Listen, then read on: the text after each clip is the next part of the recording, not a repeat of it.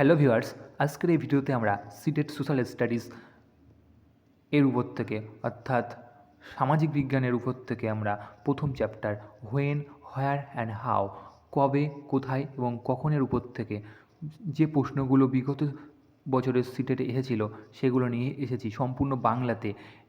এবং প্রত্যেকটি অ্যান্সারের এখানে তোমরা ডিটেলসে ব্যাখ্যা দেখতে পাবে কেন অ্যান্সারটি হয়েছে, এবং সেই সঙ্গে দেখতে পাবে সেই প্রশ্নটি কোন সালে পরীক্ষাতে এসেছে। যেমন এটা সিটেট 20/12/2021 এসেছে। এরকমই প্রায় 3000+ কোশ্চেন আছে। আমরা সবই আস্তে আস্তে দেখে নেব। এবং আমি 11 সেট সিটেটের ভিওএস ইয়ার্স শুধুমাত্র সোশ্যাল স্টাডিজের উপর থেকে আমি এরকম তৈরি করেছি, যে মানে পিডিএফ তৈরি করেছি। যদি তোমাদের প্রয়োজন হয় তোমরা কমেন্টের মাধ্যমে জানাতে পারো, আমি তার জন্য ব্যবস্থা করব। ঠিক আছে, চলো শুরু করি। প্রথম প্রশ্ন, প্যালিওলিথিক যুগে ভারতে উট পাখির অস্তিত্ব ছিল। এটা দাবি এ। দাবি বি, মহারাষ্ট্রে প্রচুর পরিমাণে উট পাখির ডিমের খোসা পাওয়া গেছে যার উপর চিত্রকর্ম রয়েছে। এক্ষেত্রে দেখো অপশানগুলো কী আছে, এ সত্য নাকি বি মিথ্যা। মানে এখানে কিন্তু এ এবং বি দুটোই সত্য। প্যালিওলিথিক যুগে ভারতে উট পাখির অস্তিত্ব ছিল এবং মহারাষ্ট্রে প্রচুর পরিমাণে উট পাখির ডিমের খোসা পাওয়া গেছে যার উপর চিত্রকর্ম রয়েছে। তাই এ এবং বি উভয়ই সঠিক হবে। চলো আমরা এর ব্যাখ্যাটি দেখে নিই। দেখো এখানে আছে সম্পূর্ণ ডিটেলসে ব্যাখ্যা। এখানে প্যালিওলিথিক যুগ হলো প্রাচীনতম যুগ। তোমরা যদি প্রশ্ন না পড়ে শুধু এই ব্যাখ্যাগুলো মনে রেখে দাও তাহলেও কিন্তু কোশ্চেনের অ্যান্সার করতে পারবে। এটি দুটি গ্রিক শব্দ থেকে এসেছে। প্যালিওস যার অর্থ বৃদ্ধ এবং লিথোস যার অর্থ পাথর। আফ্রিকার একটি উড়ন্ত পাখি, উড়ন্তরা হবে না, উট পাখি উঠতে পারে না, পাখি হলো উট পাখি, প্রায় 25,000 বছর আগে ভারতে বসবাস করত। যদিও এটি আফ্রিকার স্থানীয়, প্যালিওলিথিক যুগেও ভারতে উট পাখির উপস্থিতি ছিল। ভারতে বেশিরভাগ রাজস্থান, মহারাষ্ট্র এবং মধ্যপ্রদেশে উট পাখির ডিমের খোসা পাওয়া গেছে। মহারাষ্ট্রে প্রচুর পরিমাণে উট পাখির ডিমের খোসা পাওয়া গেছে যার উপর চিত্রকর্ম রয়েছে। ঠিক আছে, চলো আমরা পরবর্তী প্রশ্ন দেখে নিই। মেগালিথ সম্পর্কে নিম্নলিখিত কোন বিবৃতিটি সঠিক? এগুলি সমাধিস্থল চিহ্নিত করতে ব্যবহৃত হতো। এটি সঠিক উত্তর, তোমরা সবাই জানো, আশা করি যারা ইতিহাস পড়েছ। দেখো ব্যাখ্যাটি দেখে নাও। সমাধিস্থল চিহ্নিত করার জন্য মেগালিথ ব্যবহার করা হতো। মেগালিথ সমাধি নির্মাণের প্রথা প্রায় 3000 বছর আগে শুরু হয়েছিল। এই প্রথা দাক্ষিণাত্য, দক্ষিণ ভারত, উত্তর পূর্ব ভারত, কাশ্মীরের প্রচলিত ছিল। মৃতদেহ সাধারণত বিশেষ মৃৎশিল্প দিয়ে সমাহিত করা হতো। লোহার হাতিয়ার, ঘোড়ার কঙ্কাল, সোনার পাথর ও সোনার অলঙ্কার পাওয়া গেছে। মানব ইতিহাসের কোন সময়কালটি বা যুগটি সবচেয়ে দীর্ঘ?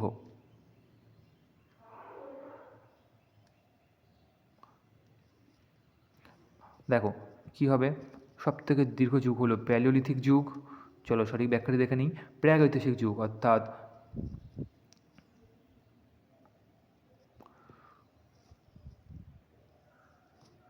দেখো প্রাগৈতিহাসিক যুগ এর 3 ভাগে ভাগ করা যায়। একে প্রথমে আছে প্যালিওলিথিক যুগ, যেটি 2.5 মিলিয়ন থেকে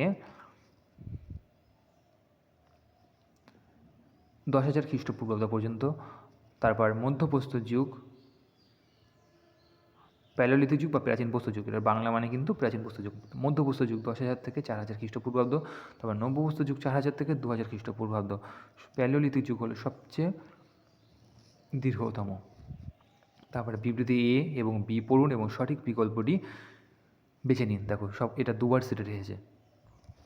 প্রায় 2,500 বছর আগে লোহার হাতিয়ারের ক্রমবর্ধমান ব্যবহারের প্রমাণ পাওয়া যায়, যার মধ্যে বন পরিষ্কারের জন্য কুঠার এবং চাষের জন্য লাঙলের ফাল ছিল, যা কৃষি উৎপাদন বৃদ্ধিতে কার্যকর করেছিল। একদম ঠিক। প্রায় 2,500 বছর আগে পর্যন্ত অনেক শহর গড়ে উঠেছিল, এটিও ঠিক। চলো ব্যাখ্যাটি দেখে নিই। তাহলে কী হবে, এ এবং বি উভয়ই সত্য এবং এ এবং বি এর মধ্যে সম্পর্ক আছে। ঠিক আছে, দেখো 2,500 বছর আগে উত্তর ভারতীয় ইতিহাসের দ্বিতীয় নগরায়ণ ঘটেছিল। লোহার আবিষ্কারের ফলে সম্ভব হয়েছিল শক্তিশালী কুঠার, যার ফলে বন দ্রুত পরিষ্কার করা সম্ভব হয়েছিল। লোহার খোঁচাযুক্ত লাঙল কাঠের লাঙলের চেয়ে গভীরে চাষ করা হতো, এর ফলে কৃষি উৎপাদন বৃদ্ধি পায়। যার ফলে বাণিজ্য শুরু হয় এবং বাণিজ্যের ফলে চম্পা, সাকেত, কৌশাম্বী সহ শহরগুলি উন্নয়ন ঘটে। পরবর্তী প্রশ্ন, মেসোলিথিক যুগে উল্লেখিত কোন পরিবর্তন দ্বারা চিহ্নিত হয়েছিল? মেসোলিথিক যুগ কোন পরিবর্তন দ্বারা চিহ্নিত হয়েছিল? সঠিক উত্তর তৃণভূমির গঠন। আমি সব অপশানগুলো পড়ছি না। দেখো, মধ্যপ্রস্তর যুগ মানে মেসোলিথিক যুগের বাংলা হলো মধ্যপ্রস্তর যুগ। 10,000 থেকে 6,000 ক্রান্তিকাল হিসাবে পরিচিত। এই সময়কালে অনেক পরিবেশগত পরিবর্তন ঘটেছিল, যার মধ্যে ছিল তৃণভূমির গঠন, বৃষ্টিপাত বৃদ্ধি, ছোট হাতিয়ার তৈরি, যা মাইক্রোলিথ নামেও পরিচিত। জলচক্র, চরকা, আগ্নেয়াস্ত্র আবিষ্কার হয়েছিল কোন সময়? এটা সিটেট তোমার 28/7/2013 সালে হয়েছিল। সঠিক উত্তর মধ্যবর্তী সময়কাল মানে 14 ও 15 শতকে উদ্ভাবিত হয়েছিল জলচক্র, চরকা, আগ্নেয়াস্ত্র। একটি মেঘালিথ সমাধিতে দুটি কঙ্কালের অবশিষ্টাংশ ছিল। এই দুটির মধ্যে কোনটি একজন মহিলা তা নির্ধারণ করতে দেখুন। কোনটা দেখতে হবে? হাড়ের গঠন, কঙ্কালের সাথে পাওয়া অলঙ্কার, না কঙ্কালের আকার, না কঙ্কালের সাথে পাওয়া রান্নার সরঞ্জাম। ঠিক আছে, আমরা তো হাড়ের গঠন থেকে একটু বুঝতে পারবো, কঙ্কালের সাথে অলঙ্কার সেটা দেখেও বোঝা যেতে পারে যেটা মহিলার নাকি পুরুষের। চলো আমরা সঠিক উত্তরটা দেখে নিই। সঠিক উত্তর হলো অপশান গ, শুধুমাত্র অপশান এ, অর্থাৎ এক্ষেত্রে হাড়ের গঠনটাই দেখে আমরা বুঝতে পারবো যে এটা মহিলার নাকি পুরুষের। ঠিক আছে, অলঙ্কার তো কোনো কোনো পুরুষও পড়ে, তাই জন্য এটা হবে না। সঠিক উত্তর হবে অপশান ক, এবং সঠিক ব্যাখ্যাটি আমরা এখান থেকে জেনে নেব। দেখো, একটি মেঘালিথিক সমাধিতে দুটি কঙ্কালের অবশিষ্টাংশ ছিল। এই দুটির মধ্যে কোনটি নারী তা নির্ধারণ আর সর্বোত্তম উপায় হলো তাদের হাড় পরীক্ষা করা। যেহেতু মহিলারা সন্তান জন্ম দেয়, তাই তাদের নিতম্ব পুরুষদের তুলনায় চওড়া হয়, এটাই মেন ফ্যাক্টর। কখনো কখনো লোকেরা কঙ্কালের সাথে পাওয়া জিনিসপত্রের উপর ভিত্তি করে অনুমান করে। উদাহরণস্বরূপ, যদি কঙ্কালের সাথে গয়না পাওয়া যায় তবে এটি প্রায়শই মহিলা বলে ধরে নেওয়া হয়। তবে এই বোঝার ক্ষেত্রে সমস্যা রয়েছে। প্রায়শ পুরুষেরাও গয়না পরতেন। একইভাবে একটি শিশুর কঙ্কাল তার ছোট আকার দ্বারা সহজেই শনাক্ত করা যায়। তবে একটি ছেলে ও একটি মেয়ের কঙ্কালের মধ্যে কোনো উল্লেখযোগ্য তেমন পার্থক্য নেই, এই একটি মাত্র হাড়ের গঠন ছাড়া। আদিকাল থেকে শুরু করে নিম্নলিখিত আরোহী ক্রমে সাজান, মানে এর মধ্যে কোন ঘটনাগুলো পরপর ঘটেছে তা সাজাতে হবে। ঠিক আছে, সঠিক উত্তর হলো অপশান গ। সবার প্রথমে কি ঘটেছিল আমার সঠিক উত্তর হলো অপশান গ।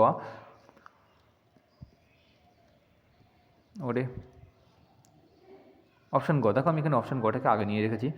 ঠিক আছে, এরকম অপশান আগে পরে আছে, কিন্তু অপশানের যে এগুলো আছে সেগুলো সব সঠিক আছে। সবার প্রথমে হয়েছিল, এটা এতে থাকবে, বি বিতে আছে, সি সিতে আছে, ডি দিতে আছে, মানে একদম পরপরই আছে। আমরা তার সালগুলো দেখে নেব। দেখো, বেদের রচনার সময়কাল হয়েছিল 3,500 বছর, মেঘালিথ নির্মাণের সূচনা প্রায় 3,000 বছর, কৃষকদের দ্বারা বসতি স্থাপন 3600 থেকে 2700 বছরের মধ্যে, আর চরক বা চরকা যেটাকে বলি আমরা, সেটা হলো 2000 বছর আগে। ঠিক আছে, এখানে সালগুলো দেখে নেওয়া গেল। পরবর্তী প্রশ্ন, সাম্প্রতিক কাল দিয়ে শুরু করে নিচের বিষয়গুলি অবরোহী মানে হলো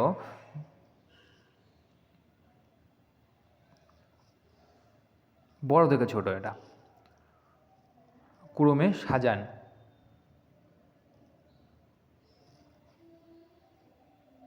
দেখো, সঠিক উত্তর হলো অপশান ক। সবার প্রথমে হয়েছিল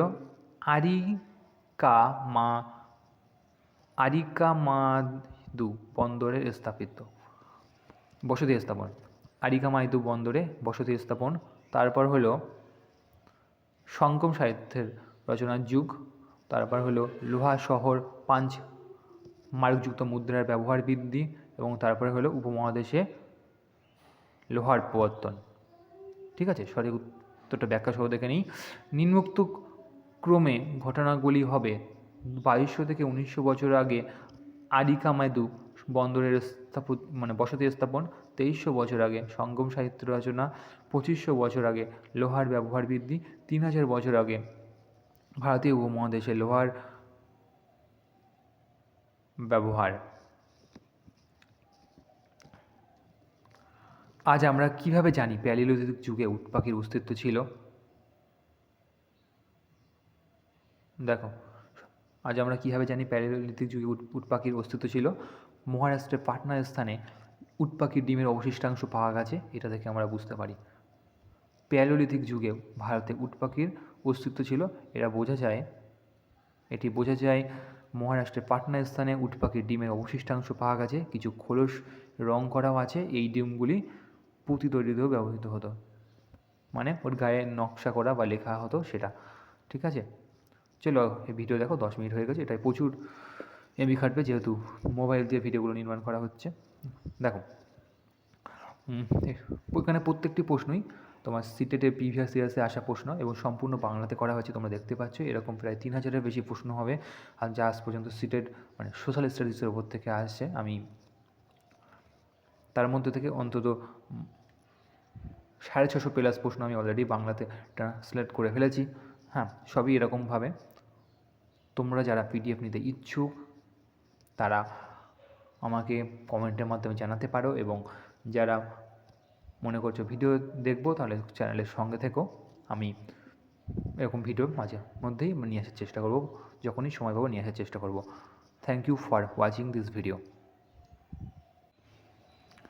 আচ্ছা, এখানে একটা CTET previous years CTET social studies 10th জানুয়ারি 2023 এর প্রশ্ন তোমরা দেখতে পারো, এরকমভাবে সাজানো আছে, এবং এক এক করে এখানে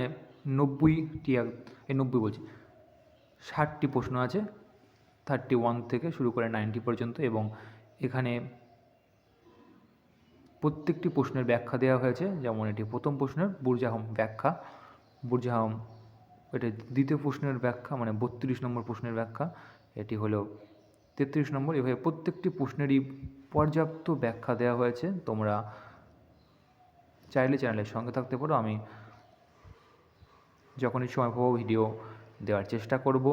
এবং যদি তোমাদের পিডিএফটি নিতে একান্ত ইচ্ছুক হও তাহলে কমেন্টের মাধ্যমে জানাতে পারো, আমার হোয়াটসঅ্যাপ নাম্বার দেওয়া থাকবে। ধন্যবাদ, থ্যাংক ইউ ফর ওয়াচিং।